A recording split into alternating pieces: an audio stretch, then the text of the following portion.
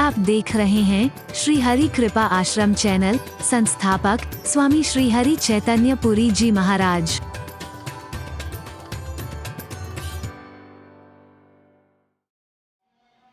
बड़ के पेड़ के पास देखा तो एक बुजुर्ग कथा सुना रहे हैं और बहुत सारे लोग बैठकर के कथा सुन रहे हैं। इसे याद आया, यही दृश्य था जिसने मेरे जीवन को बदल के रख दिया है, संवार के रख दिया है। बड़ के वृक्ष को भी प्रणाम किया, उस स्थल को भी प्रणाम किया और बैठ गया। ये कथा खत्म हुई, संपूर्ण हुई, सारे के सारे लोग चल दिए, लेकिन ये वहीं बैठा रहा। कहने लगा, हे बाबा, एक यहां पर एक जवान से नवयुवक कथा सुनाया करते थे, वो कहां चले गए? बोले भैया, जब से होश संभाला है बहुत साल हो गए, मैं ही सुनाता हूं और तो यहां कोई नहीं आया। बोले एक दिन ये वाली कथा चल रही थी, ओहो ये योग वशिष्ठ की कथा है, ये मैं ही सुना रहा था। ये तो 25 साल हो गए, वो किताब तो तब से मैंने उठाई नहीं। 25 साल हो गए? 25 साल? नहीं भैया, तुम सच सच बताओ। बोले बिल्कुल ठीक कह रहा हूं, तुमने जो कथा बताई है ये तो योग वशिष्ठ की कथा में सुना रहा था और 25 वर्ष हो गए उस बात को, तब से वो पुस्तक मैंने कथा में उठाई नहीं।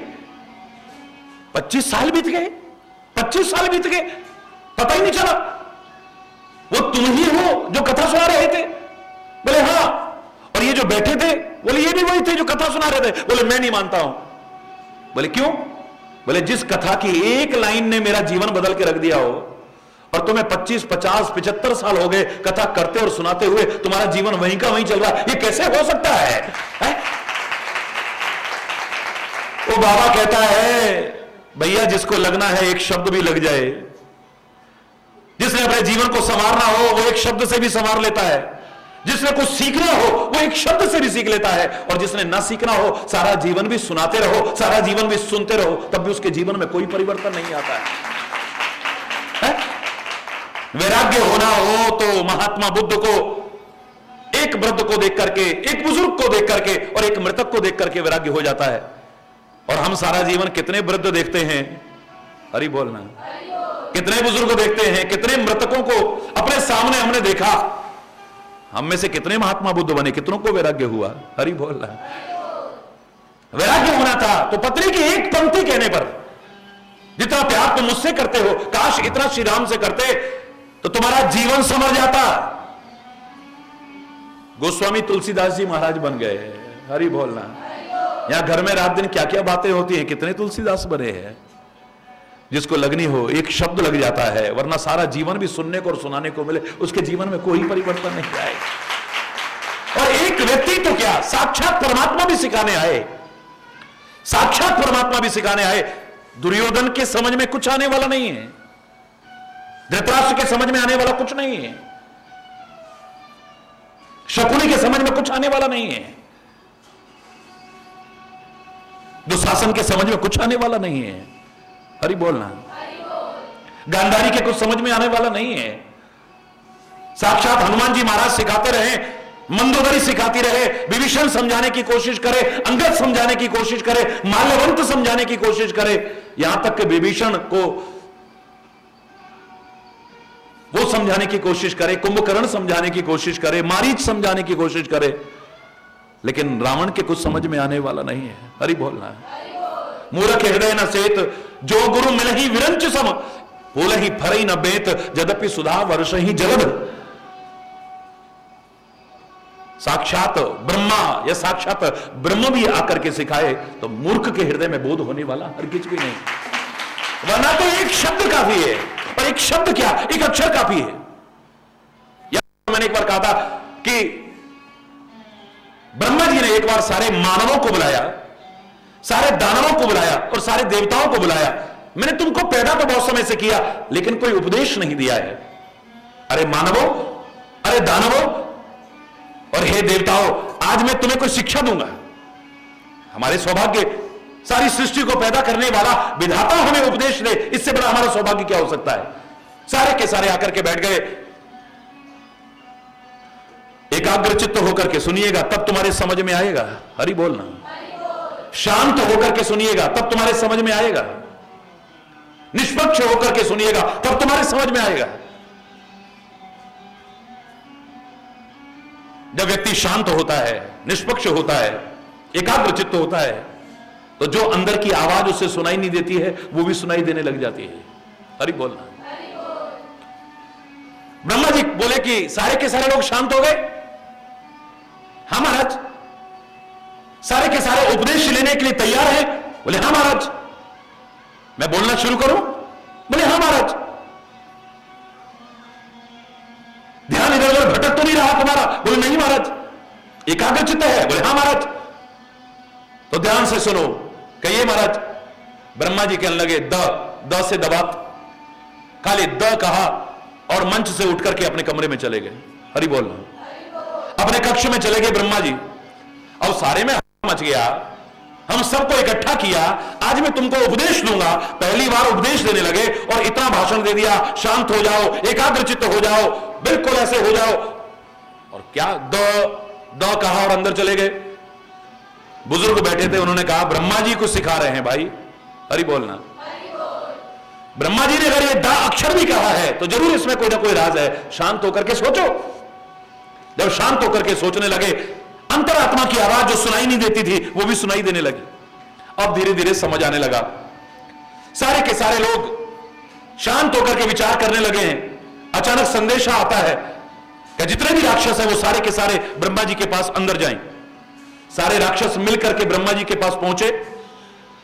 ब्रह्मा जी कहने लगे, कहो भाई राक्षसों, मैंने तुमको उपदेश दिया, तुम्हारे कुछ समझ में आया? बोले हाँ महाराज, पहले तो समझ में नहीं आया लेकिन अब समझ में आ गया है। हरि बोलना।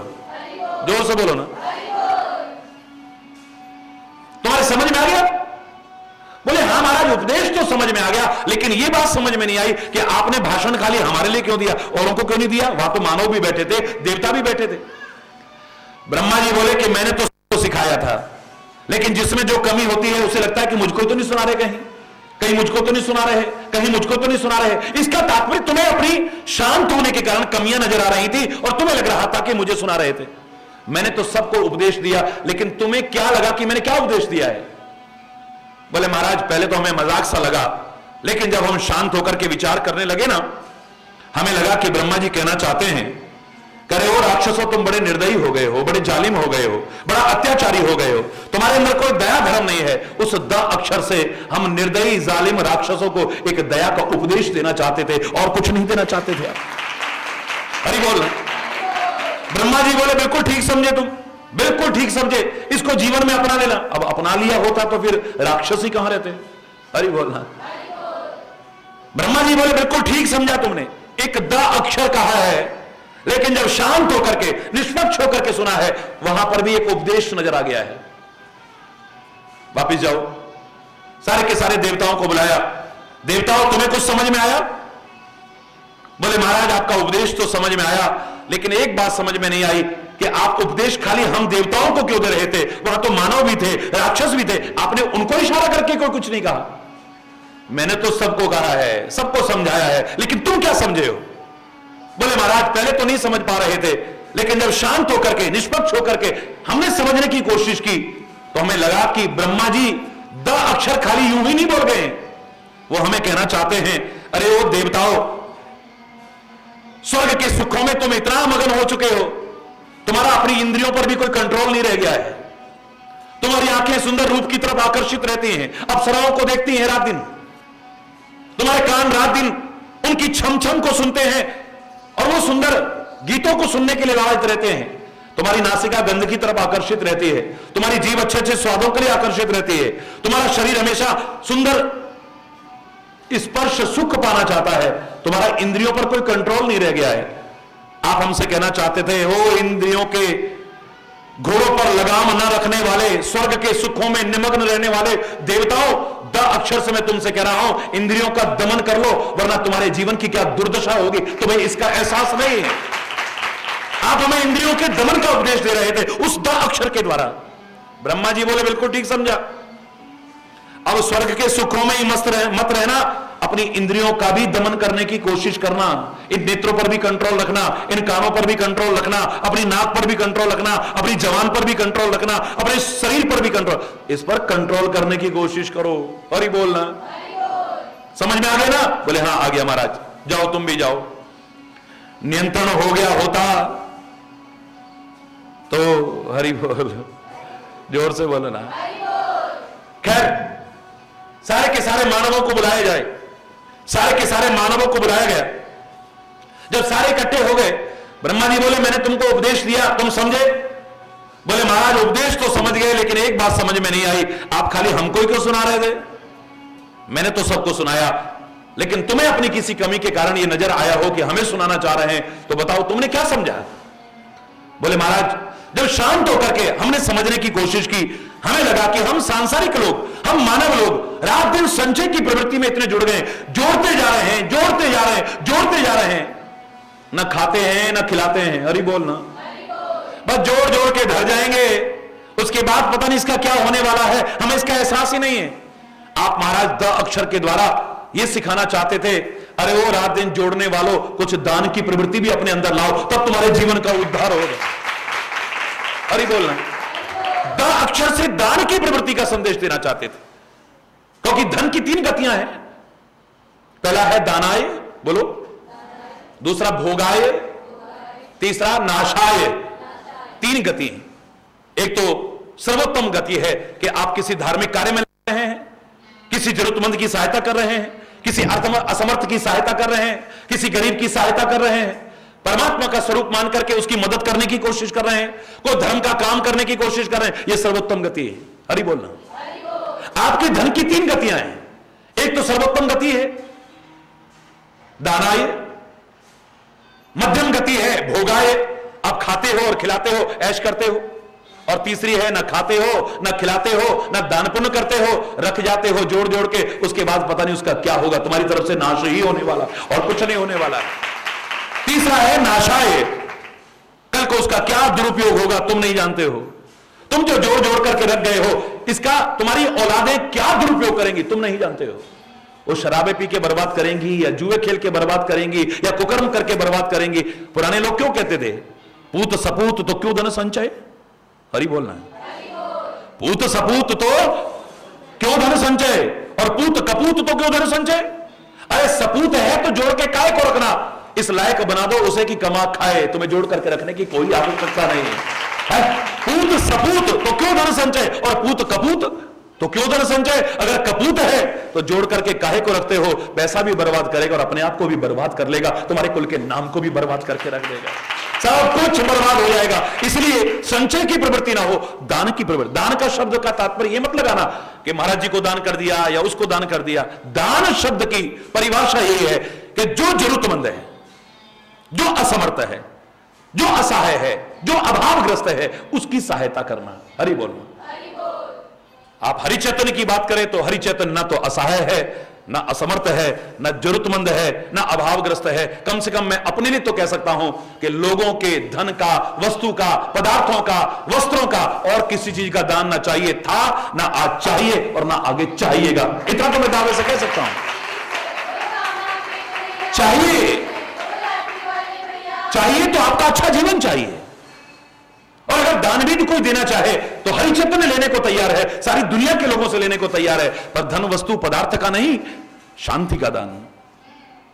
घर घर में अशांति, परिवार परिवार में अशांति, मोहल्ले मोहल्ले में अशांति, हर जगह पर अशांति फैलती जा रही है। अगर इस समय दान भी देना चाहो, ऐ सारी दुनिया के लोगों मांगता हूं, जिसने कभी हाथ नहीं फैलाया वो झोली फैला के मांगने को तैयार है कि अगर देना ही चाहते हो तो शांति का दान दे दो, और कुछ नहीं चाहिए। ये बात बात में जो अशांति फैलाते हो, बात बात में ये अशांति फैलाना बंद कर दो। हरि बोलना, जोर से बोलना। ये धन की 3 तो गतियां हैं, और क्या है? दानाय, भोगाय और नाशाय। एक छोटा सा उदाहरण सुनाओ आपको, और छोटा सा उदाहरण, बड़े ध्यान से सुनिएगा। अकबर और बीरबल के बड़े किस्से मशहूर हैं, बहुत सारे आपने भी सुने होंगे और बहुत से सुनाए भी होंगे। एक छोटा सा मैं सुनाता हूं। हरि बोलना, जोर से बोलो। सारे के सारे दरबारी कहने लगे जलन के मारे कि महाराज इसको 15 रुपए दीजिए और 5 रुपए का मंगाइए अब, 5 रुपए का मंगाइए तब, और 5 रुपए का मंगाइए ना अब ना तब। हरि बोल।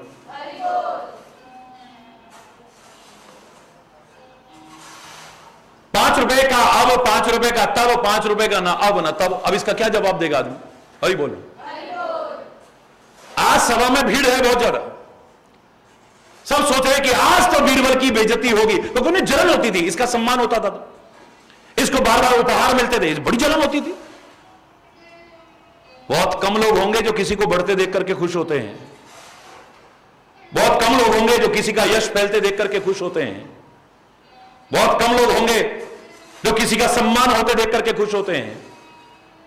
ओछी प्रवृत्ति के लोग तो किसी को बढ़ते देख करके ईर्ष्या ही कर सकते हैं, जलन ही कर सकते हैं, और कुछ भी नहीं कर सकते हैं। ये तो उदार प्रवृत्ति के लोग हो सकते हैं, विशाल हृदय के लोग हो सकते हैं जो किसी को बढ़ते देख करके खुश होते हैं। सागर को देखो ना, सागर कभी भी उछलता नहीं है, किनारे पर उछलता है। और किनारे पर क्यों उछलता है, मैंने अनेक कारण सुनाए थे। या तो पानी कम है इसलिए उछलता है, हरि बोलना। या पर किनारे पर क्यों उछलता है, लगता है कि इसके मन में आ रहा है नदियां दूर दूर से भाग भाग के इतने कष्ट बाधाओं को, कठिनाइयों को, परीक्षाओं को पार करते करते मुझ तक दौड़ दौड़ के आ रही हैं, मेरे में समाने को तैयार हैं, तो मुझे भी आगे बढ़ करके उछल उछल करके खुश होकर के उनका स्वागत करना चाहिए, अपने आगोश में लेना चाहिए।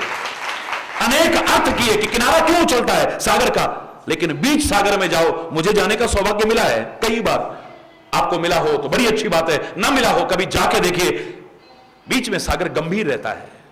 हरि बोलना, उछलता नहीं है। हां उछलता है, कब उछलता है, जो जो चंद्रमा की कलाएं बढ़ती हैं, पूर्णिमा का दिन जो जो करीब आएगा सागर में उछाल आता, टाइड्स बढ़ने लगती हैं उसकी, ज्वार भाटा जिसे कहते हो। हरि बोलना, जैसे जैसे चंद्रमा की कलाएं बढ़ेंगी वैसे वैसे चंद्रमा में उछाल आने लगता है। इसे देख करके मेरे मन में एक ही बात आ सकती है, आपके मन में भी एक ही बात आनी चाहिए कि सागर जैसे जो विशाल हृदय के हैं वही किसी को बढ़ते देख करके खुश हो सकते हैं, ओछे हृदय के लोग प्रसन्न नहीं हो सकते। तुच्छ प्रवृत्ति के लोग कभी प्रसन्न नहीं हो सकते किसी को बढ़ते देख करके, जलन होती है।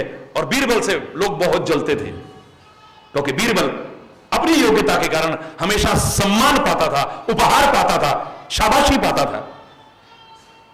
आज अच्छा प्रश्न पूछा है, अच्छा प्रश्न है। अकबर बड़े दरबार में कहने लगा कि बीरबल एक छोटा सा काम करना है तुम्हें। सारे बड़े खुश, आज पता लगेगा, देखो भाई 5 रुपए का अब लाना, 5 रुपए का तब लाना, और 5 रुपए का ना अब ना तब, लो 15 रुपए ले जाओ। बीरबल बोला जो आज्ञा जापना। 15 रुपए लेकर के चल दिया। शाम हो गई, शाम को वापस लौटा। दरबारियों को ना खाना सूझ रहा है ना पीना सूझ रहा है, कुछ नहीं, वहीं बैठे हुए सारे के सारे।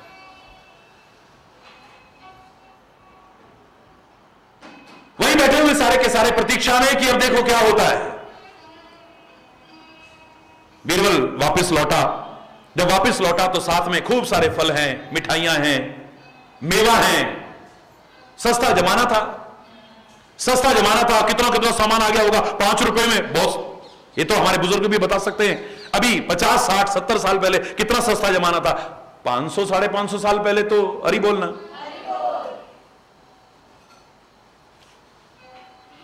ला करके बीरबल के सामने उसके चरणों में रख दिया सारा सामान। बीरबल ने निगाह दौड़ा के बोले, अकबर ने निगाह दौड़ाई, अकबर के चरणों में लाके रखा। तो निगाह दौड़ा के बोला, बीरबल मैं उन बादशाहों में से नहीं हूं जिसे कुछ ज्ञान ही ना हो समाज की स्थिति का। ये जितना सामान है तो 5 रुपए से ज्यादा का नहीं है। मैंने तो तुम्हें 15 रुपए दिए थे। बोले जहां अपना काम भी तो 3 बताए थे, ये सामान तो ज्यादा से ज्यादा 5 रुपए का। बिल्कुल ठीक समझा जापना आपने, ये 5 रुपए से ज्यादा का नहीं है, ये 5 रुपए का ही सामान है। तो मैंने तो तुम्हें 15 रुपए दिए थे। बोले महाराज आपने कहा था 5 रुपए का अब लाना, ये जो है ना ये सारा का सारा, इसे खा लो, ये अब काम आएगा, ये कल को काम आने वाला नहीं है आपके। ये जो माल है इसे खा लो और खिला लो, ये अब काम आएगा, ये बाद में काम आने वाला नहीं है आपके। कहो तो 2-4 दिन बाद सड़ जाएगा, ये मिठाई भी बर्बाद हो जाएगी, ये फल भी सड़ जाएगा, और खा पी करके गंदगी करोगे और क्या करोगे। अरे बोलना, ये 5 रुपए का अब है, ये अब काम आएगा, बाद में काम आने वाला नहीं है। तो 5 रुपए का मैंने कहा था तब लाना। बोले महाराज वो मैं बता रहा हूं, जब मैं जा रहा था फुटपाथ पर एक बुजुर्ग को मैंने तड़पते हुए देखा, फटे हाल बेचारा, ठंड में ठिठुर भी रहा था। पास में गया तो देखा शरीर बड़ा गर्म हो रहा था, और पता किया तो मालूम हुआ 1 हफ्ते से इसके अंदर अन्न का दाना नहीं गया है। हे जापना, आप आपके होते हुए आपके राज्य में ऐसा हो, मुझसे बर्दाश्त नहीं हुआ।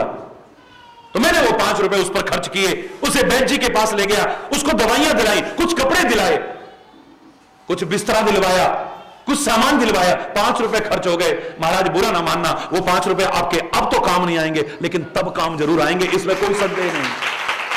ये 5 रुपए का अब है, इसे खाओ खिलाओ, ये अभी काम आएगा, बाद में काम आने वाला नहीं। और ये जो उस बेचारे पर मैंने खर्च किए हैं 5 रुपए आपके, वो आपके अब तो काम नहीं आएंगे, लेकिन तब काम जरूर आएंगे। अब सबकी बोलती बंद, सारे कहते हैं महाराज इससे पूछो फिर 5 रुपए का ना अब न तब, उसके बारे में क्या कहना है? बोले रास्ते में एक वेश्या नाच कर रही थी, सारे वार फेर कर रहे थे, मैंने भी 5 रुपए लिए, उसका एक ठुमका देखा और ठुमके पर देख करके 5 रुपए वार फेर के फेंक दिए। महाराज वो ना अब काम आएंगे न तब काम आएंगे, वो आपके बर्बाद हो गए। हरी बोल रहा है, ये 5 रुपए ना आपके अब काम आने हैं ना तब काम आने हैं, ये बर्बाद हो गए आपके। बाद में पता नहीं उन पैसों का क्या होने वाला है, जो जोड़ जोड़ करके रख गए, इसका क्या होने वाला है। हरि बोलना।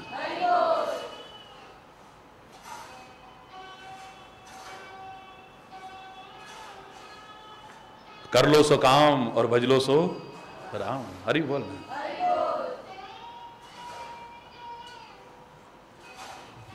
द अक्षर ने ही सारे देवताओं को उपदेश दे दिया, मात्र द अक्षर ने सारे राक्षसों को उपदेश दे दिया, और मात्र द अक्षर ने सारे मानवों को उपदेश दे दिया। अगर लेना चाहें तो एक द अक्षर से इतना बड़ा उपदेश मिल गया, और न लेना चाहो तो चारों वेद भी तुम्हारे सामने वर्णन करते रहो, कुछ असर नहीं पड़ने वाला। सारी गीता सुना दो, सारी भागवत सुना दो, सारी रामायण सुना दो, सारा गुरु ग्रंथ सुना दो, सारी कुरान बाइबल सुना दो, कुछ समझ में आने वाला नहीं। हरि बोलना। समझदारों को इशारा काफी होता है, और ना समझों को थप्पड़ भी। हरि बोलना, जोर से बोलो ना, कोई फायदा नहीं।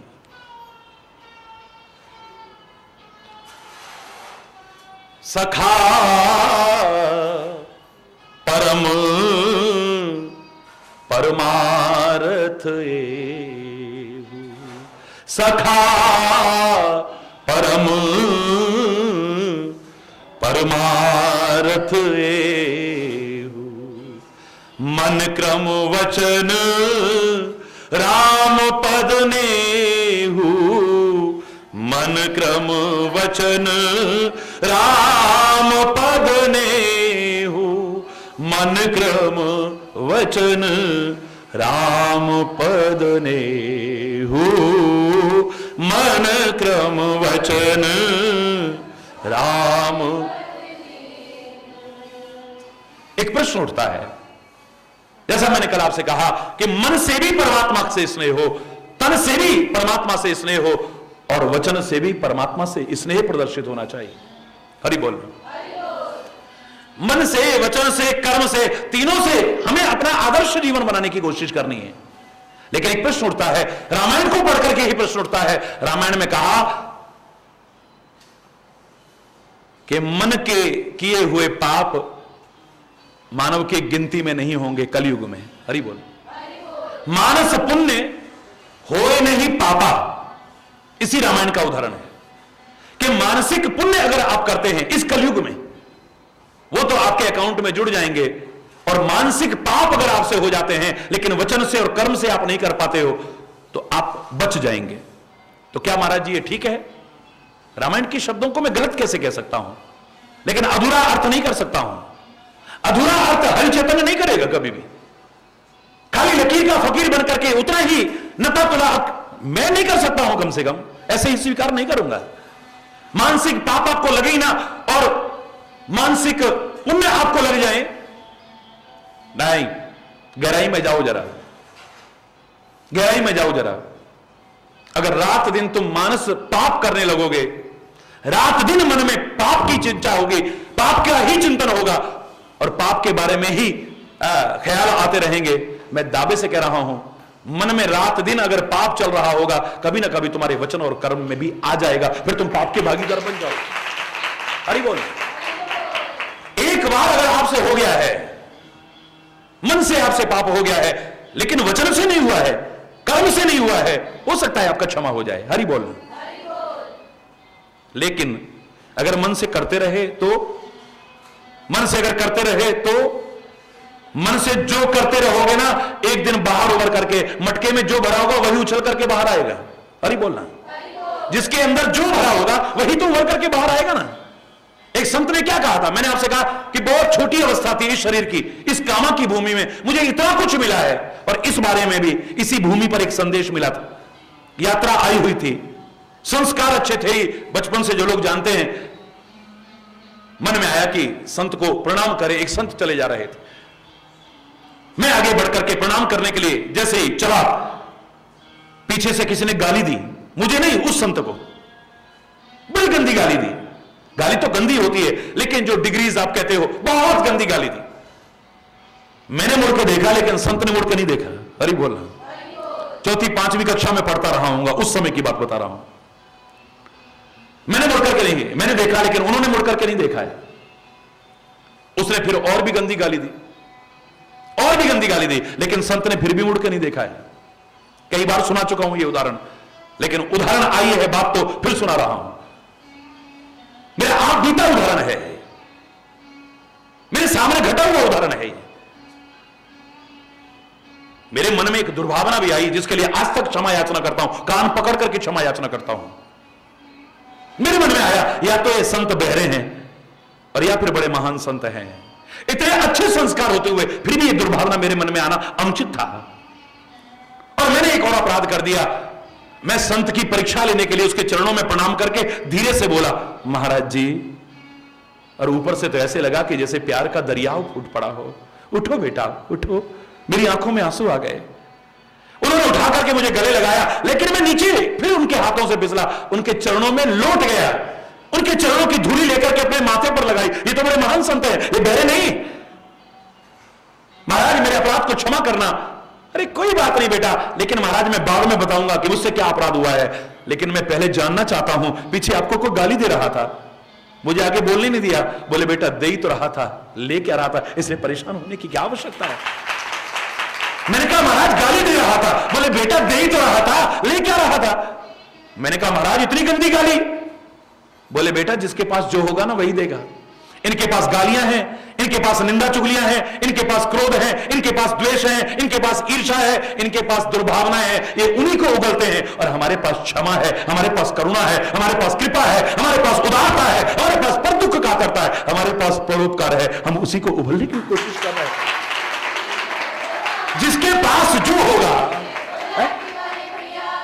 जिसके पास जो होगा वही तो देगा ना है? अंदर अगर जहर भरा है तो बाहर जहर ही तो निकल करके आएगा। अंदर अगर दुर्भावनाएं भरी हैं तो बाहर दुर्भावना ही तो निकल करके आएंगी। अंदर अगर सद्भावनाएं भरी हैं तो सद्भावना ही तो निकल करके, और अंदर अगर प्यार भरा है तो चाहे आंखों से फूट के निकले या कहीं से भी फूट करके निकले, वो प्यार रह नहीं सकता, एक दिन उजागर हो जाता है। लाख छुपाने की कोशिश करे है? कहते हैं ना प्यार और गंध छुपाए नहीं छुपती है। अरे बोलना, और दुश्मनी भी और दुर्गंध भी लाख कोशिश करो ये भी छुपाए नहीं छुपती है। अरे बोलना है? जो होगा वही तो देगा। ये इनके पास यही है। अगर ये दुष्ट अपनी दुष्टता नहीं छोड़ेंगे और संत अपनी संतता को छोड़ दे, तो फिर तो संत इन दुष्टों से भी गया गुजरा हो गया कि वो अपनी दुष्टता न छोड़ रहे हैं और हम अपनी संतता को छोड़ दें। हरगिज नहीं बेटा, हरगिज नहीं। ये बड़ा प्यारा संदेश मुझे मिला था, इसी भूमि पर मिला था। हरि बोलना, जोर से बोलो ना। बड़ी दिव्य भूमि है ये, बड़ी महान भूमि है ये। जो इसके महत्व को समझा है और जिसने इसके महत्व को समझ करके इसके सम्मान की रक्षा की है, मैं दावे से कह रहा हूं, लाख कोशिश करके जो ना पा सके वो इसकी कृपा से सहज में पा जाता है। ये वो भूमि है ये। तभी तो मैं कहा करता हूं, जब बुजुर्ग आके कहते हैं महाराज जी आपने कामा का गौरव बढ़ाया, अरे महाराज जी क्या कामा का गौरव बढ़ाएंगे। महाराज जी का तो खुद गौरव बढ़ा है इस कामा की भूमि में जन्म लेने पर, कामा की भूमि पर रहने पर और कामा की भूमि का सेवन करने पर। इनका खुद गर्व बढ़ा है, मैं क्या बढ़ाऊंगा इसका गर्व। अरे बोल रहा है, ये कोई मामूली भूमि है ये है? जहां भगवान ने इतनी लीलाएं की हो, परमात्मा ने इतनी लीलाएं की हो, जहां की धूल में अभी भी वो अंश बाकी हैं, वो कण बाकी हैं जो कन्हैया के चरणों का स्पर्श किए होंगे। तभी तो आप जानते हैं कितने लोग यहां आते हैं। ये संगमरमर लगा दें, ये मैंने कहा संगमरमर अपने बस की नहीं है। हरि बोलना, इसी के संग मरते रहो बस। जो काम करने आए तो उससे वंचित रह जाओ। जितनी आवश्यकता है बच्चे अपने आप कर रहे हैं, उसमें भी मेरा कोई इन्वॉल्वमेंट नहीं है। हरि बोलना। और आश्रम लगे, होटल न लगे, यहां पर विलासता ना हो, यहां पर जीवन के कल्याण का मार्ग आदमी समझने की कोशिश करे। सुख के साधन बेशक ना हो, लेकिन सच्चे सुख का मार्ग यहां जानने को मिलता रहे। बस मेरा उद्देश्य यही है। लाख कोशिश करो, ये मिट्टी खत्म नहीं होने दूंगा, ये धूल खत्म नहीं होने दूंगा। ये जिस दिन खत्म हो गई इसकी महिमा खत्म हो जाएगी। हरि बोलना, जोर से बोलो ना। सारी दुनिया ने कहा था कि हाथी अपना नहाया धोया बेकार करता है। हाथी अपना नहाया धोया बेकार करता है क्योंकि नहाने धोने के बाद अपने ऊपर कीचड़ और मिट्टी डाल लेता है, धूल डाल लेता है। एक रहीमदास था, वो कहता है नहीं, अपना नहाया धोया बेकार कहां करता है। ये हाथी को पता नहीं कहां से पता चल गया है कि इस भारत की भूमि पर, इस पृथ्वी पर कितनी बार अवतार हुए हैं, कितनी बार संत महापुरुष आए हैं और उनकी चरण धूलि कहीं ना कहीं मौजूद है। ये हाथी को आदत पड़ गई है उस बात को सुन करके, ये नहाने धोने के बाद उस धूल और मिट्टी को डाल के अपना तिलक करता है। ये अपने नहाए धोए को बेकार कहां करता है। तुम्हें लग रहा है नहाया धोए बेकार करता है। अरे बोल रहा, जोर से बोलो ना। सखा परम परमार्थ एहू, मन क्रम वचन राम पद नेहू, राम पद नेहू। मन से भी स्नेह हो, वचन से भी स्नेह हो और कर्म से भी स्नेह हो। मन में अगर पाप आता रहा, इस भ्रम में मत रहिएगा कि आपके अकाउंट में नहीं जुड़ेगा। भ्रम में मत रहिए। रामायण की चौपाई गलत नहीं है, लेकिन अर्थ अधूरा लगाते हो तब गलत नजर आता है। हरि बोलना। अगर रात दिन मानस पाप ही करते रहे, कभी ना कभी तुम्हारे वचन पर भी आ जाएंगे, कभी ना कभी तुम्हारे कर्मों में भी उजागर हो जाएंगे, क्योंकि अंदर जो होगा उभर करके बाहर वही आएगा। हरि बोलना। चाहे सोने के घड़े में भी जहर भरा हो, जब उछलेगा तो जहर ही उछलेगा। सोने का घड़ा है इसलिए अमृत नहीं उछलने वाला है, जो अंदर भरा हो वही उछलेगा। विश्रस भरा कनक घट जैसे। अरे बोलना। मन से भी गलत चिंतन ना हो, वचन से भी गलत ना बोलें और हमारा कर्म भी गलत ना हो। हमारे जीवन में कभी गलत होगा भी नहीं, हमारा जीवन अच्छा ही अच्छा होगा और जीवन में अच्छा ही अच्छा मिलेगा। हमारे जीवन का परम पुरुषार्थ यही है, हमारे जीवन का परम परमार्थ यही है। तुलसी राम भक्ति रखते हैं तो राम नाम के लिए कह रहे हैं, आपको जो नाम अच्छा लगता हो उसी के प्रति जोड़ लेना। हरि बोलना। परमात्मा से किसी प्रकार से भी आपका संबंध टूटे ना, जुड़ा रहे, बस इतना हृदय में विचार कर लीजिएगा। मन से, वचन से, कर्म से उससे संबंध जुड़ा रहे बस। आप कृष्ण भक्त हैं, कृष्ण स्वरूप अच्छा लगता है, आप उसके प्रति वही भाव रखिए। राम स्वरूप अच्छा लगता है, राम के प्रति ये रखिए। दुर्गा का स्वरूप अच्छा लगता है, दुर्गा के प्रति ही भाव रखिए। निराकार के प्रति अच्छा लगता है, निराकार के प्रति भावना रखिए। साकार अच्छा लगता है, साकार के प्रति ये भावना रखिए। शंकर अच्छा लगता है, शंकर के प्रति भावना रखिए। गुरु अच्छा लगता है, सदगुरु के प्रति भावना रखिए। आपकी जहां भावना है बस उसके प्रति मन, वचन और कर्म से अगर स्नेह है, आपने जीवन का परम पुरुषार्थ पा लिया है, जीवन का परम परमार्थ पा लिया है। हरि बोलना, हरि बोलना। तुलसी कह रहा है लक्ष्मण जी के शब्दों में, क्योंकि लक्ष्मण जी के लिए राम ही सर्वस्व है, इसलिए राम शब्द यहां पर बार बार आ रहा है। उसे जो तुम्हें अच्छा लगता है नाम उसमें जोड़ लीजिएगा। हे राम, हे निषाद राज, जो तुम्हारे मन में शंका शुरू हुई थी कि कर्म प्रधान सत्य कहे लोगू, ये राम जी जो इतने सुखों में रहते थे आज इतना कष्ट उठा रहे हैं, सच ही लोग कहते हैं कि कर्म प्रधान है। अरे ये कोई मानव नहीं है जो अपने कर्मों के कारण देह धर करके आए हैं।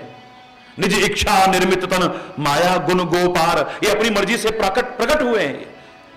ये किसी कर्मों का फल भोगने के लिए नहीं आए हैं। यहां पर ये सारी दुनिया को सुख पहुंचाने के लिए कष्ट उठा रहे हैं, अपने किन्हीं बुरे कर्मों के कारण कष्ट नहीं उठा रहे। ये दुनिया का उद्धार करने के लिए कष्ट उठा रहे हैं, अपने कर्मों के कारण कष्ट नहीं उठा रहे हैं। हे राम को क्या समझते हो तुम, हे निषाद राज? ये तुम्हारी जो शंका प्रारंभ हुई थी उसका पटाक्षेप यहां ला करके करता हूं। ये राम कौन है जानते हो? राम ब्रह्म, बोलो, परमार्थ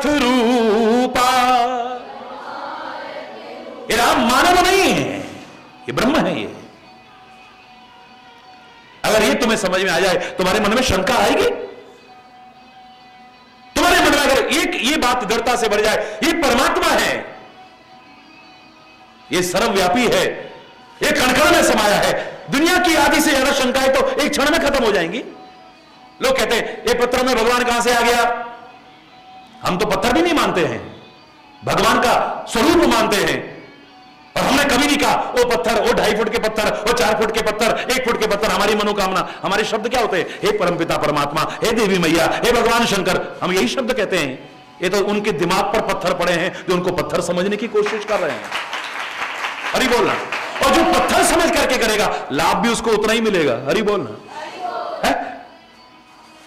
ये पत्थरों की पूजा करके, ये पत्थरों में क्या भगवान पड़ा हुआ है? ऐसे लोगों से बचपन से मैं पूछता हूं, तुम बता दो भगवान कहां है? बोले भगवान तो कण-कण में है जी, भगवान तो जर्रे-जर्रे में है जी, भगवान तो सर्वव्यापक है। मैंने कहा कोई सवाल ही नहीं। ऐसे लोगों से मैं कहा करता था भगवान कण-कण में कैसे हो सकता है? भगवान जर्रे-जर्रे में कैसे हो सकता है? भगवान सर्वव्यापी कैसे हो सकता है? बोले क्या कह रहे हो? मैंने कहा बिल्कुल ठीक कह रहा हूं।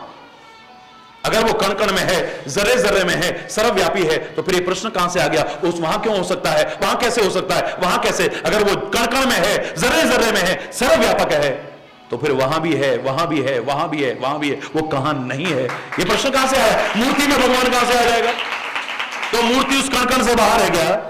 मूर्ति उस जर्रे-जर्रे से बाहर है क्या? ये तो उसकी सर्वव्यापकता पर प्रश्न चिन्ह लगा दिया तुमने है? ये प्रश्न उठा कि वहां भगवान कैसे हो सकता है, वहां भगवान कैसे हो सकता है, उसकी सर्वव्यापकता पर प्रश्न चिन्ह लगा दिया तुमने। बोलो, अगर तुम उसे सर्वशक्तिमान मानते हो, सारी शंकाएं खत्म हो जाएंगी, कोई प्रश्न ही तुम्हारे मन में नहीं रहेगा। चैलेंज करके कह रहा हूं, ये भगवान के आगे रखते हैं थाली, ऐसे उठा लेते हैं, क्या भोग लग गया? वो खाली बेवकूफ बनाते हैं, बेवकूफ। भगवान का भोग लग गया जी, भोग लग गया, प्रसाद हनुमान जी की मूर्ति पे 2 बूंदी के दाने लगा दिए, बोले हो गया जी, भोग लग गया जी, भोग लग गया जी, भोग लग गया जी। हरि बोलना, जोर से बोलो ना, और जोर से बोलो ना। है? वो बेवकूफ बनाते हैं, कहते हैं लोग। है? क्या महाराज जी ये सही है? ये क्यों लगाते भोग? मैंने कहा पहले तो इतना जान ले, वो भोग लगाता है या नहीं लगाता ये बात की बात है। भोग लगाने का भाव अगर तुम्हारे मन में आ गया, कितने लाभ तुम्हें मिल जाएंगे जानते हो? जब भोग लगा करके भोजन करोगे, भोग लगा करके प्रसाद लोगे, तो गंदी चीजें घर में आने दोगे? ठाकुर जी को भोग लगना है, प्रभु को भोग लगना है, गंदी चीज घर में आएगी? बोलो, गंदे खानपान से, जोर से बोलो, गंदे खानपान से बच जाओगे। पहली बात, जो अपवित्रता तुम्हारे घर में आती थी, गंदे संदे हाथ लगाते थे, अनहाइजीनिक होता था, कई प्रकार के कीटाणु उसमें चले जाते थे, चप्पल जूते पहन करके रसोई में घुसते थे। अब क्या कहोगे? हे भोग लगना है, झूठे मोटे हाथ में लगाना, हाथ धो पहले, हरि बोलना, ए चप्पल जूते बाहर करो, चप्पल जूते बाहर करो। सारे रास्ते के कीटाणु और गंदगी लेकर के घुसते थे। तुम बचोगे कि नहीं बचोगे? बोलो, गंदगी से बचोगे कि नहीं? पवित्रता तुम्हारे घर में प्रवेश करने लगेगी कि नहीं? गंदे खानपान से बचोगे, अशुद्धता से बचोगे, अन्न बर्बाद करने से बचोगे। ठाकुर जी को भोग लग गया है, प्रभु को भोग लग गया है, गुरु महाराज को भोग लग गया है, अब ये प्रसाद है, और प्रसाद का तो एक दाना भी नाली में बहाने की कोशिश नहीं की जाती है, बर्बाद करने की कोशिश नहीं की जाती है। अन्न जो परमात्मा का रूप था, जिसे तुम नालियों में बहाते थे, अन्न जो परमात्मा का रूप था, जिसको गुस्से में आकर के थालियां फेंकते थे और अपनी गृह लक्ष्मी का अपमान करते थे, और गृह लक्ष्मी का नहीं, परमात्मा स्वरूप अन्न का अपमान करते थे, पाप के भागीदार बनते थे। हरि बोलना, उस पाप और अपराध से बचोगे कि नहीं? बोलो, जब पता लगेगा ये प्रसाद है, भोग लग चुका है, अब इसका तिरस्कार करोगे? अब फिर इसका अपमान करोगे? बोलो, अब थालियां उठा करके फेंकोगे, पता लग जाए प्रसाद है तो? कितने लाभ तुझे मिलेगा? अगर ये गिनाने लगूं कई दिन का प्रवचन खाली इसी में हो जाएगा। महाराज जी थोड़ा थोड़ा समझ में आने लगा, लेकिन एक बात बताओ, क्या भगवान भोग लगाते हैं? मैंने कहा भगवान वस्तु और पदार्थों का भोग नहीं लगाते हैं, उनके साथ अगर तुम्हारा प्यार और भावना हो तो परमात्मा भोग न लगाए, ऐसा हो ही नहीं सकता है, क्योंकि वो प्रेम का भूखा है, तुम्हारी भावनाओं का भूखा है, तुम्हारे वस्तु और पदार्थों का भूखा नहीं है, तुम्हारे खानपान का भूखा नहीं है। वो है, वो भूखा है तुम्हारे प्यार और भाव। प्यार और भावनाओं से कुछ भी अर्पित करो, वो स्वीकार न करे, ऐसा कैसे हो सकता है? महाराज जी एक बात बताओ, थाली तो जैसी हम रखते हैं वैसी की वैसी उठा लेते हैं, डिब्बा हम जैसा रखते हैं वैसा का वैसा उठा लेते हैं और कहते हैं भोग लग गया, भोग लग गया। इतना सा भी तो कम नहीं होता उसमें, फिर भोग कहां लगा? हरि बोलना। मैंने कहा भगवान को सर्वशक्तिमान मानते हो या नहीं, इतना बता दो पहले मुझे। नहीं नहीं नहीं, भगवान तो सर्वशक्तिमान है। तो फिर मैंने कहा एक छोटा सा उदाहरण देता हूं तेरे को, छोटा सा उदाहरण देता हूं। वैज्ञानिकों ने रिसर्च करके देखा, एक वैक्यूम जार के अंदर, निर्वात जार के, जिसमें हवा प्रवेश ना करे, ऐसे जार के अंदर एक गुलाब का पौधा रखा और उसे तोला। उसके बाद उसमें मधुमक्खी छोड़ी और देखा कि रस ग्रहण कर रही है। मधुमक्खी निकाल दी, जब उसने रस ग्रहण कर लिया फिर तोला। आश्चर्य, आश्चर्य। मधुमक्खी के रस ग्रहण करने से पहले जितना वजन था, मधुमक्खी के रस ग्रहण करने के बाद वापस चले जाने के बाद भी उस पौधे का उतना का उतना वजन है। वैज्ञानिक भी हैरान रह गए, ऐसा कैसे हो सकता है? हरि बोलना, जोर से बोलना। मधुमक्खी जैसा छोटा सा कीट, छोटा सा कीट, अरे उसमें इतनी शक्ति है, वो फूल का आकार कम नहीं करती है, उसका वजन कम नहीं करती है, उसका रंग रूप खराब नहीं करती है, उसकी आकृति खराब नहीं करती है और अपना रस खींच करके ले जाती है। और जिसे तुम सर्वशक्तिमान कहते हो, वो चीज उतनी की उतनी पड़ी रहे, वैसी की वैसी पड़ी रहे और अपनी तुम्हारी भावना और प्रेम के कारण रस ग्रहण कर ले, तो इसमें कौन सी अतिशयोक्ति की बात है? कौन सी बड़ी बात है? एक मधुमक्खी में इतनी ताकत है, एक भौरे में इतनी ताकत है, एक ततैये में इतनी ताकत है, छोटे से कीट में, छोटे से कीट में। फूल का आकार भी खराब ना करे, फूल का रंग भी खराब ना करे, फूल का वजन भी कम ना करे, फूल की आकृति भी खराब ना करे और अपना रस ग्रहण कर ले। और वो सर्वशक्तिमान परमात्मा तुम्हारा अगर प्यार है, तुम्हारी भावना है, तो तुम्हारे सामने अर्पित किए हुए में से रस भी ग्रहण कर ले और चीज उतनी की उतनी पड़ी रहे, वैसी की वैसी पड़ रहे, तो इसमें कौन सी बड़ी बात है? बताओ ना मुझे। अगर तुम उसे सर्वव्यापी मानते हो, अगर तुम उसे सर्वशक्तिमान मानते हो, अगर उसे जर्रे जर्रे में, कण कण में समाया हुआ मानते हो, तो अधिकांश जो प्रश्न उठते हैं, अधिकांश जो शंकाएं उठती हैं, वो सारी की सारी निर्मूल सिद्ध हो जाएंगी। हरि बोलना। भगवान ने ऐसा क्यों करा, भगवान ने ऐसा करा। अगर तुम भगवान मानते हो तो तुम सिखाए हो उसे क्या करना चाहिए। भगवान को ऐसा नहीं करना चाहिए, भगवान ने हमारे साथ ऐसा क्यों किया और भगवान ने ऐसा क्यों किया था, है? तुमसे सीखने आएगा वो क्या करना चाहिए, क्या नहीं करना चाहिए। एक तरफ सर्वशक्तिमान मानते हो, वो ज्यादा जानता होगा तुमसे, उसे क्या करना है, कब करना है, कहां करना है, कैसे करना है। बोलो, वो ज्यादा जानता है, हमसे ज्यादा जानता है।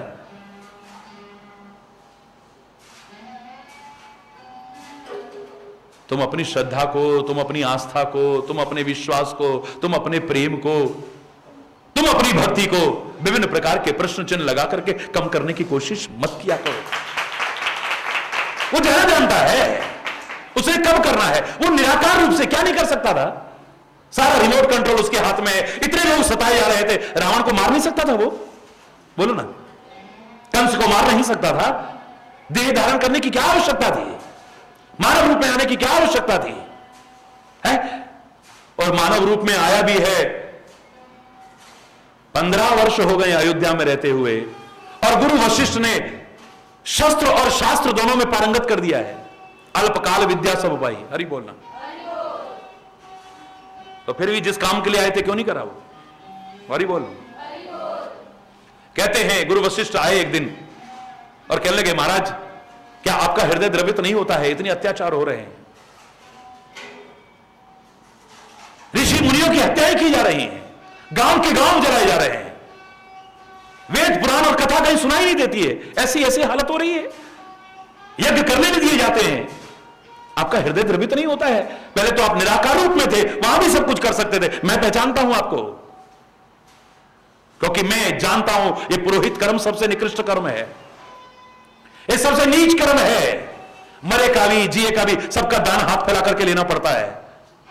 ये पुरोहित कर्म तो भगवान बचाए। मेरे से जब ब्रह्मा जी ने कहा था तुम्हें पुरोहित बना रहा हूं, मैंने कहा था क्षमा चाहूंगा, मैं पुरोहित नहीं बनूंगा। अरे अयोध्या का पुरोहित, चाहे अयोध्या का हो या स्वर्गलोक का, मुझे नहीं बनना है पुरोहित। जब ब्रह्मा ने कहा कि तुम जानते हो जिस अवध का मैं तुम्हें पुरोहित बना रहा हूं, वहां परमपिता परमात्मा, वो परब्रह्म परमात्मा मानव रूप में देह धर करके आएंगे और तुम्हें उसका गुरु बनने का सौभाग्य, तब मैंने स्वीकार किया था, वरना मैं स्वीकार ना करता। राम, मैं तुम्हें पहचानता हूं, मुझसे छुपे हुए नहीं हो। ये मत सोचना कि तुम हाथ जोड़ करके मेरे सामने सिर झुका के बैठते थे, विद्या अध्ययन करते थे तो मैं तुम्हारी लीला देख करके भूल जाऊंगा आपको। तुम मेरे पैर दबाते थे तो मैं भूल जाऊंगा कि तुम जगत पिता हो। हरगिज नहीं। मेरा हृदय रोता है, क्या तुम्हारा हृदय नहीं रोता है? कितना अत्याचार हो रहा है यहां पर, क्या तुम्हें कुछ नहीं करना चाहिए? हे राम, भगवान मुस्कुराए, खाली मुस्कुराए और हल्का सा लीला क्रम किया। उनके मुस्कुराते ही हल्का सा लीला, क्योंकि गुरु महाराज कह रहे हैं इसलिए खाली। और कोई होता तो कहते मैं ज्यादा जानता हूं, तुम मुझे क्या सिखाओगे, मुझे कब करना है, क्या करना है। हरि बोलना। गुरु का सम्मान रखते हुए लीला की है। विश्वामित्र जी आ गए हैं, विश्वामित्र जी आए हैं और आकर के राम और लक्ष्मण को ले गए हैं। यज्ञ की रक्षा का तो बहाना बना, तारका को मारा, सुबाहु को मारा, मारीच को बिना फरका वाण मार करके 100 योजन सागर पार फेंका, इक्के दुक्के टुच्चे पुच्चे राक्षसों को मारा, अहिल्या का उद्धार किया, यज्ञ में पहुंचे, धनुष यज्ञ में पहुंचे, धनुष को तोड़ा, सीता से स्वयंवर किया, चारों भाइयों का विवाह हुआ, आ गए अयोध्या में, 12 वर्ष रहे। उसके बाद हरि बोलना, राम 27 वर्ष के हो गए हैं। हरि बोल। 27 वर्ष की मानव रूप में अवस्था हो चुकी है। फिर गुरु वशिष्ठ आए, ये क्या हो रहा है, ये बहुत हो चुका, 12 वर्ष हो गए, बहुत हो चुका, अरे कुछ करो। फिर लीला क्रम चलाया, फिर लीला क्रम चलाया। मंत्रा और कैकेयी तो बहाना बनी, राम अपने काम के लिए आगे बढ़े। गुरु आज्ञा पालन करते हुए, हल्का सा उनकी सम्मान की रक्षा करते हुए, उनकी महिमा को प्रतिष्ठापित करने के लिए वनवास ले लिया है। 14 वर्ष का वनवास ले लिया है। लेकिन 13 वर्ष तक करा क्या? चित्रकूट के घाट पे भई संतन की भीड़। 12 वर्ष से ज्यादा तो वहां रहे, बाकी मार्ग में समय लगा है, जहां तहां रहने में समय लगा है, 1 वर्ष संगठन में लगा है, 14वें वर्ष में जाकर के अपना काम करा है। हरि बोलना। चित्रकूट के घाट पे भई संतन की भीड़, तुलसीदास। हरि बोलना। चलो इतनी छोड़ दो, ये बाद की घटना है, इतना तो जानते हो। चित्रकूट में रहे, वहां पर क्या है, संत इकट्ठे हुए पड़े हैं। अब वहां पर शास्त्र चलेंगे, शस्त्र थोड़ी ना चलेंगे। हरि बोलना। जहां संत इकट्ठे होंगे, जहां भक्त इकट्ठे होंगे, जहां ऋषि मुनि इकट्ठे होंगे, कथा चलती है, कीर्तन चलता है, सत्संग चलता है। वशिष्ठ जी फिर आए थे वहां, फिर एकांत मौका पाते ही, राम ये क्या हो रहा है, ये क्या हो रहा है, करो कुछ करो, बहुत हो गया, बहुत टाइम हो गया है। राम अंदर कहते मैं ज्यादा जानता हूं, मुझे कब करना है, क्या करना। अरे बोलना। लेकिन गुरु की महिमा को स्थापित करते हुए, उसका सम्मान करते हुए फिर करते हैं। लेकिन चित्रकूट में आनंद मग्न रहते हैं। तो कहते हैं वशिष्ठ जी तो नहीं आ पाए, लेकिन धर्मराज वेश बदल करके आए हैं कि प्रभु आपसे प्रार्थना है, अब देवता बहुत पीड़ित हैं, अब ज्यादा परीक्षा मत लो, इंतजार की घड़ियों को और मत बढ़ाओ प्रभु, ये पृथ्वी बहुत पीड़ित है प्रभु, इतना अत्याचार बढ़ रहा है, आप आगे बढ़कर के तो देखो। आगे बढ़े हैं तो वास्तव में देखा है, लीला क्रम करते हुए, अस्थि समूह देख रघुराया। ये हड्डियां, ये किसकी हड्डियां हैं? अंतर्यामी प्रभु पूछ रहे हैं। ये ऋषि मुनियों की हड्डियां हैं। राक्षस खा खा करके, मार मार करके देखो हड्डियां इकट्ठी, ये देखो कितना पहाड़ जैसा बना हुआ है। हरि बोलना। अस्थि समूह देख रघुराया, नेत्रों में जल भराया है। ओहो, अब मुझे करना चाहिए, क्योंकि अब समय आ गया है। प्रभु जानते हैं मुझे करना है। निश्चरहीन करम मही भुज उठाए पनकीन, निश्चरहीन करम मही, इस पृथ्वी को राक्षसों से विहीन कर दूंगा। अब मैं संकल्प लेता हूं और इस संकल्प को पूरा करके दिखाऊंगा। तो राम सत्य संकल्प, प्रभु राम सत्य संकल्प है, उनका संकल्प झूठा नहीं हो सकता है। संकल्प लेते हैं और संकल्प को पूरा करके दिखाते हैं। 41 वर्ष के हुए तब रावण को मारा है। हरि बोलना। 41 साल तक इस धरा पर रहते हुए, मानव रूप में रहते हुए इतने अत्याचार कैसे देखते रहे? अब प्रश्न करते रहो, तुम करते रहो। अगर उसे सर्वशक्तिमान मानते हो, परमपिता परमात्मा मानते हो, उसकी भक्ति करते हो, उसके चरणों का स्मरण करते हो, तो उससे प्रश्न मत किया करो, वो ऐसा क्यों कर रहा है, ऐसा क्यों कर रहा है। वो ज्यादा जानता है कि उसे क्या करना है, कब करना है, कैसे करना है, इसलिए तुम्हें प्रश्न लगाने की आवश्यकता नहीं है। अरे बोलो, जोर से बोलो ना, क्योंकि राम मानव नहीं है। हे निषाद राज, ये जितने प्रश्न तुम्हारे मन में आए थे, ये राम को तुम मानव मान बैठे हो। मानव, हरि बोल रहा, तुम मानव मान बैठे हो। एक मानव जो राज्य के सुखों में रहता था, आज जंगलों में रह रहा है, जरूर कष्ट पा रहा होगा। नहीं, ये मालूम है कौन है? राम ब्रह्म, बोलो, परमार्थ रूपा। ये स्वार्थ का रूप नहीं है, ये परमार्थ का रूप है। राम परमार्थ की प्रतिमूर्ति है। राम की हर क्रिया अपने स्वार्थ के लिए नहीं हो सकती है, संसार के परमार्थ के लिए होती है। अरे राम के भक्त, राम के संत परमार्थी हैं, तो राम स्वार्थी कैसे हो सकता है? ये परमार्थ रूप है। ये राज्य के सुखों में ही अपने आप को मगन रखता, ऐसा नहीं हो सकता है। दुनिया अगर दुखी रहे, इससे सहन नहीं हो सकता है। ये अपने स्वार्थ में जीवन नहीं जी सकता है। राम ब्रह्म परमार्थ रूपा, बोलो,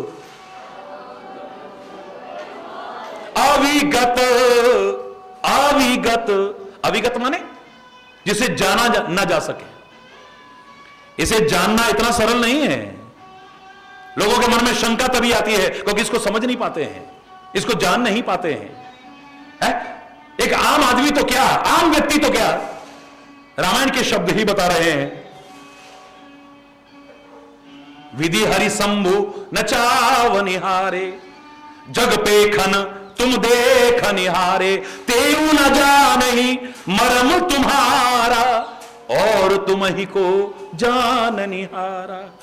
वो ब्रह्मा विष्णु महेश भी जो सारी सृष्टि को नचा रहे हैं और आपके इशारे पर नाच रहे हैं, वो आपका भेद नहीं जान सके तो दुनिया में आपको कोई जान सकेगा कैसे है? हाँ, इतना है कि सोई जाने जेहि देहु, जोर से बोलो, सोई जाने जेहि देहु जनाई, और जानत तुम ही होए जाए। वो जान सकता है जिसे तुम कृपा करके जना दो। बस तुम्हारी कृपा हो जाए तो तुम्हारे बारे में जान सकते हैं, वरना किसी की हिम्मत नहीं है। तुम्हारी कृपा, तुम ही रघुनंदन, जान ही भगत भगत उर चंदन। हे भक्तों के हृदय को शीतलता प्रदान करने वाले रघुनंदन, चंदन स्वरूप रघुनंदन, तुम्हारी कृपा, तुम ही रघुनंदन, तुम्हारी कृपा से ही तुम्हें जान सकते, वरना कौन जान सका है। मैं तो एक ही बात कहा करता हूं मजाक मजाक में, तू समझ में ना आए तू वही बात है, जो समझ में ना आए तू वही बात है। तेरी हर बात में एक नई बात है। तेरी क्या बात है, तेरी क्या बात है, तेरी क्या, जो समझ में ना आए, अच्छों के समझ में नहीं आए, अच्छों की बुद्धि खराब हो जाती है, देखते सुनते समझते हुए भी। मुंह खोल करके तीनों लोगों के दर्शन कराए हैं, और थोड़ी देर बाद ही वही मां कान पकड़ करके थप्पड़ मारने को और उखल से बांधने को तैयार हो जाती, भूल जाती है। हरि बोल रहा, ग्वाल बाल थोड़ी देर में समझ रहे हैं इस राक्षस का वध किया है, ये परमात्मा है। क्षमा याचना करते हैं अपना मित्र समझ करके, अपना साथी समझ करके, हम पता नहीं क्या क्या कह जाते हैं। अरे कान्हा हमें माफ कर दियो भैया, अरे अब हमें पता चल गया। तो कोई सामान्य लाला ना है, अरे वो परमेश्वरा माफ कर दियो, कोई गलती है गई हो तो। और थोड़ी देर बाद जब खेलने लगते थे फिर भूल जाते थे भगवान की माया के वशीभूत। अरे दारी के दप देगो करा है, दवावान रैप्टो खींच के उस कन्हैया से कहते थे, वही ग्वाल बाल। अरे बोल रहा, जोर से बोलो ना, क्यों? अविगत, जो जाना ना जा सके। हरि बोलना, जिसे जानने में आदमी सक्षम अपने आप को महसूस ना करे, जो जानने में ना आए, उसे कहते हैं अविगत। हरि बोलना, अविगत, बोलो, अलख। इन नेत्रों से नहीं देख सकते, इन इंद्रियों से नहीं देख सकते, इन आंखों से, इन इंद्रियों से पता नहीं कितनों ने देखा होगा, पर कन्हैया को कोई समझा? युद्ध भूमि में भी कितनी अक्षौणी सेना थी, कितने लोग समझ पाए भगवान है? अपनी इन्हीं आंखों से आज तुम भक्ति कर रहे हो, कन्हैया कन्हैया कह करके, कृष्ण कृष्ण कह के, गोविंद गोपाल कह करके, उस समय कितने लोग समझ पाए है? वरना उसे मारने की कोशिश करते। कितने लोग थे जिन्होंने की कोशिश की उसे। युद्ध भूमि में कितने तीर चल रहे थे, कितने लोग उसे मायावी, छलिया, गंवार, ग्वाला ही कहा करते थे। है? इन आंखों से देखा जाए, एक सूर्य को इन आंखों से देखना सक्षम नहीं आदमी अपने आप को महसूस करता है। जब पूरे यौवन पर होता है सूर्य, इन आंखों से उसे नहीं देखा जा सकता। तो सूर्य कोटि समप्रभ, करोड़ों सूर्यों की प्रभा भी उसके सामने फीकी पड़ जाए, ऐसा प्रकाश का पुंज है, उसको देखना क्या इतना सरल हो सकता है इन आंखों के द्वारा? ऐसा प्रकाश का पुंज, आंखें चुंदिया जाएंगी। हरि बोलना, जोर से बोलो ना, और जोर से बोलो ना। अरे अच्छों की हवा खराब हो जाए जब वो रूप दिखाई दे तो। अर्जुन चाहे कह रहा था मुझे वो रूप दिखाओ ना, मुझे वो रूप दिखाओ ना, अपना विराट रूप दिखाओ, अपना दिव्य रूप। भगवान ने क्या कहा था? इन आंखों से, इन चमड़ों की आंखों से चमड़ा ही दिखता है। जो कितने देख रहे हैं और कितने मुझे पहचान सके हैं? हरि बोलना। दिव्य स्वरूप देखना चाहते हो तो वो दिव्य नेत्रों से दिखेगा, इन चमड़े के नेत्रों से नहीं दिखेगा। तो शरणागत हूं आपका केशव। मैंने अपने जीवन की रथ की बागडोर, खाली इस रथ की बागडोर नहीं, जीवन रथ की बागडोर आपके हाथों में सौंपी है। अब वो दिव्य दृष्टि पाने के लिए मैं कहां जाऊं? आप ही कृपा करके दे दो ना। तो कृष्ण कहते हैं, गीता में आप पढ़ते हैं, दिव्यम ददामि ते चक्षु पश्चिमे, मैं ही कृपा करके तेरे को दिव्य नेत्र प्रदान करता हूं, अब मुझे देख। जैसे ही दिव्य दृष्टि प्रदान की है, वो दिव्य स्वरूप दिखाई दे रहा है, वो विराट रूप दिखाई दे रहा है।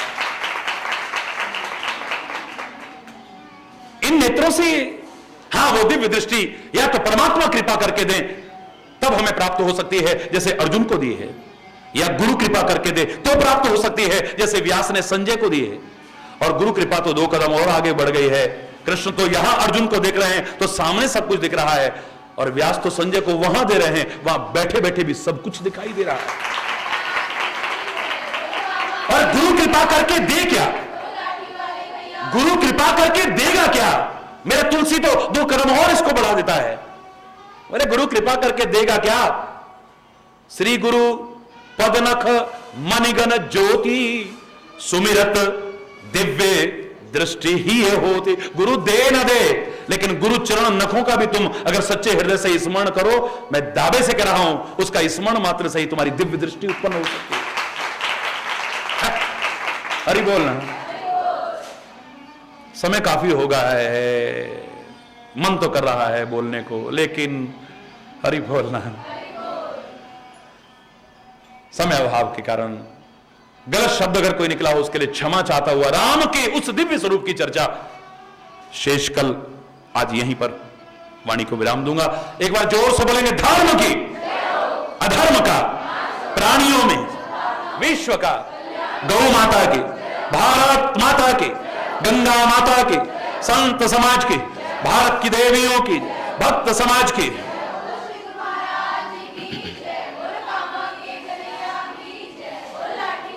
बोलो वृंदावन बिहारी लाल की जय। जय श्री राधे श्याम। राम राम। हरि बोल।